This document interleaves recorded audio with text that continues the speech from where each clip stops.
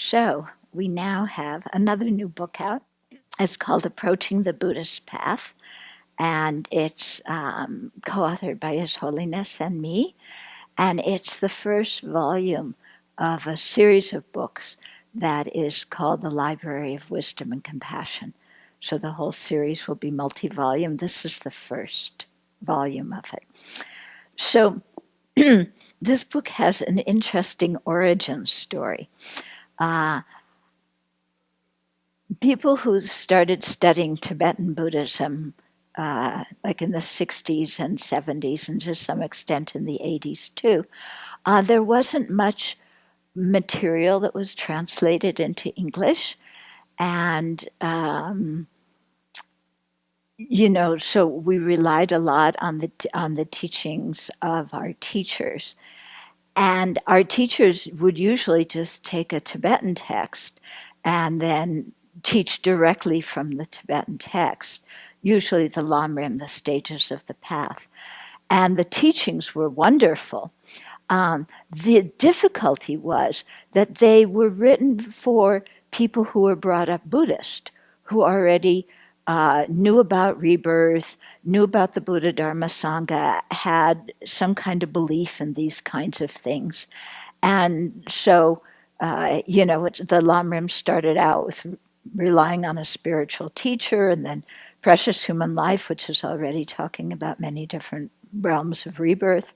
And then the stories to illustrate things were stories from Tibetan culture, that the Tibetans really resonated with. But most of us from another culture, we heard the stories and we went,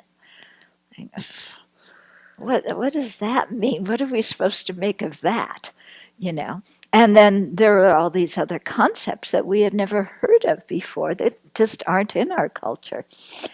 So we did the best we could, but it was clear that we were jumping in the middle of things.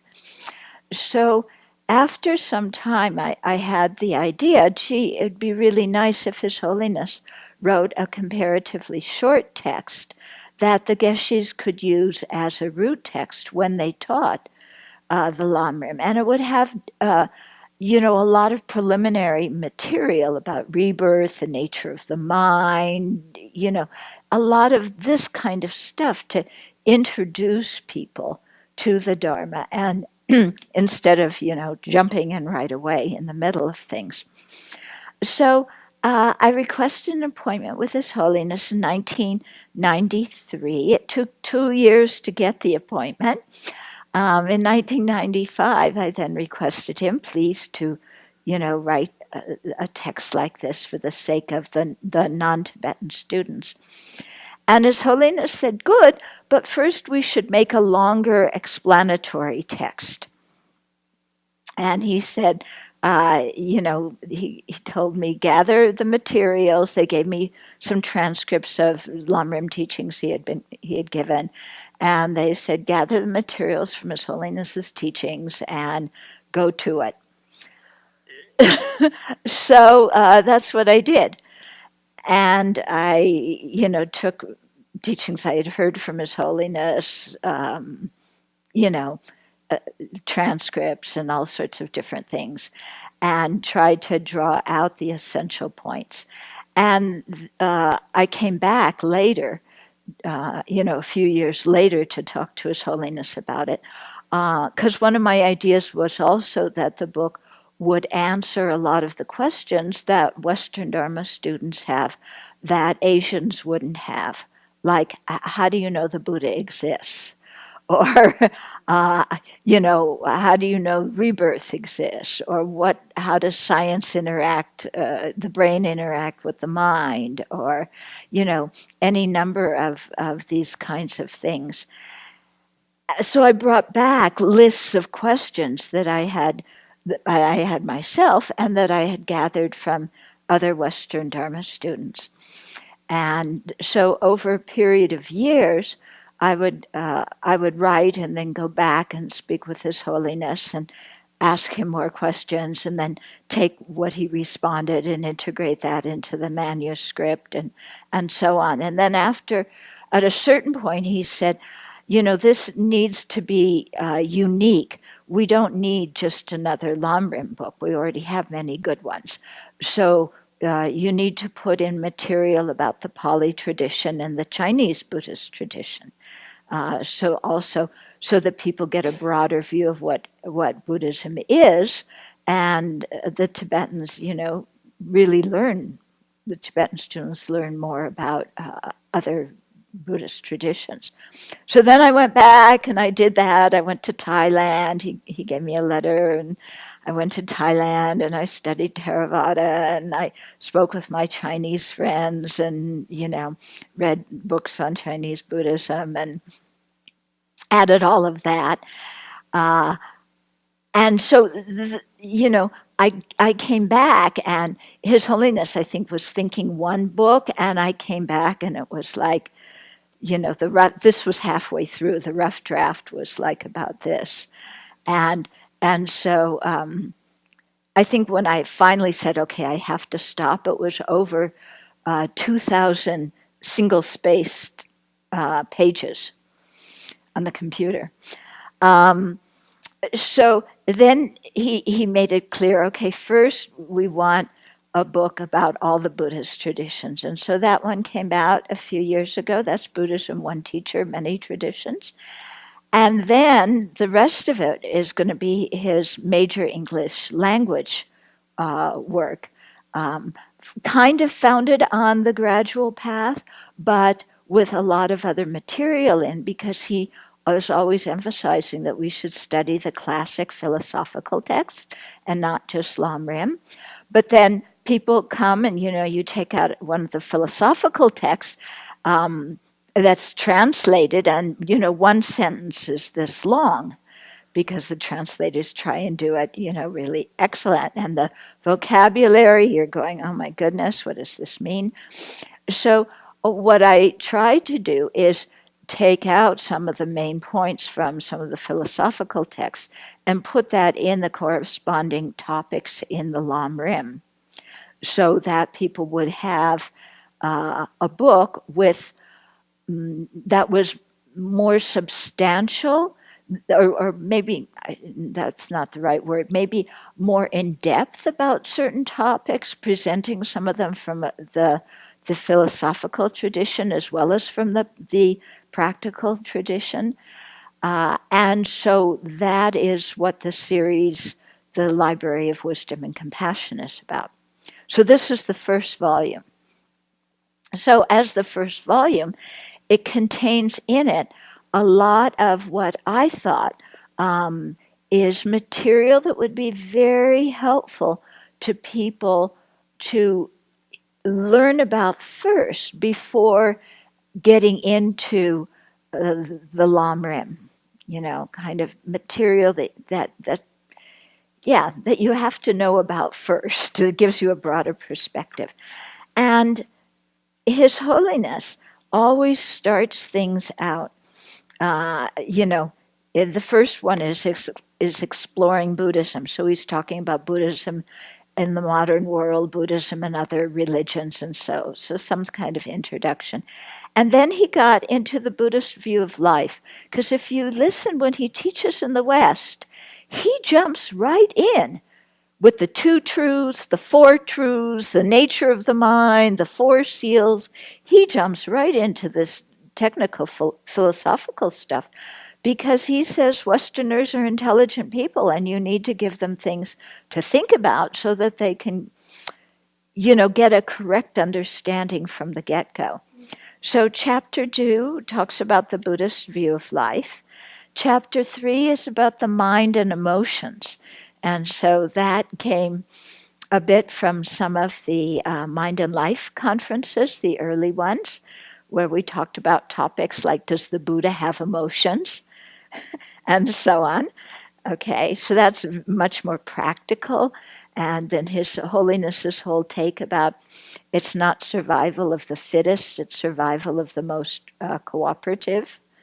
So that comes in that chapter. Then there's a chapter about history, because I think that it's really good for Dharma students to have some perspective about the origin and spread of the Buddha Dharma, in the 26 centuries, or 25 since the time of the Buddha. Then talking about the three turnings of the Dharma wheel. So again, people get an idea about the setup of the teachings. And then more also about, treasured teachings, reliable teachings, His Holiness's and the Buddha's emphasis on checking things, examination, analysis, and so on. And then there's a chapter on the importance of kindness and compassion, and it has teachings on the 8-point mind training in that, because at the very beginning, people need to learn about mind training and how to work with emotions. You can't wait until the end of the Lam Rim to learn that. Then a chapter about a systematic approach and the different ways of approaching Buddhism that various pandits, various sages have proposed throughout the ages, different structures to give that. Then a couple of chapters that contain a lot of very practical advice. So on wisdom and faith, purification and collection of merit, the role of prayers and rituals, study, reflection, meditation, memorization and debate, these kinds of things that people need to know about before they even start. Yeah. And then a chapter on signs of progress, so how to kind of measure where you're going. And then we have a chapter on His Holiness's personal reflections, where he talks a little bit about his life and how he practices what he does in the day.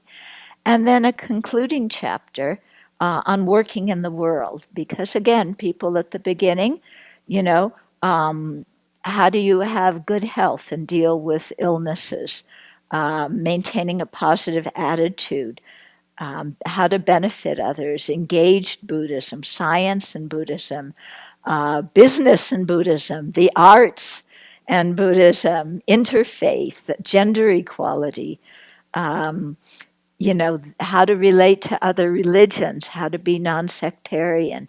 So all these kinds of topics that I think are really important for people to learn about and think about before they actually start practicing the path. So you have some framework of the Buddhist worldview and Buddhist history, how the teachings are laid out and so on. So that's volume 1. Okay, volume 2 continues with some of the introductory material. It will come out in May of 18. Okay, and then I'm tempted to tell you about it, but I have to restrain myself. It has some really good chapters in it, from especially when His Holiness talks about the relationship with the spiritual mentor and how to be a suitable disciple, these kinds of things that are really important for us to know. So it has other material like that, but I'll tell you about that in May when it comes out. Okay, but in the meantime, Approaching the Buddhist Path came out now. It should be on the bookstore shelves by August 15th, and then you can also get it on Amazon and directly from Wisdom Publications, that is publishing the whole series. Okay, so I really want to thank Wisdom Publications. They did a very lovely job in producing Approaching the Buddhist Path. I think the cover is gorgeous, and all the covers in the series will have a similar design, but different photos and different side colors, Also, we put photographs in the book to try and give people an idea of Buddhist practice in the East and in the West. So, and also because I think photos in a book make it really, a picture says 1,000 words, I think it really helps us to understand. So we put as many photos as we could get on the left side of the book, left side where the chapters start on the right side. Okay, so Many thanks to Wisdom Publications and to David Kittelstrom, my editor.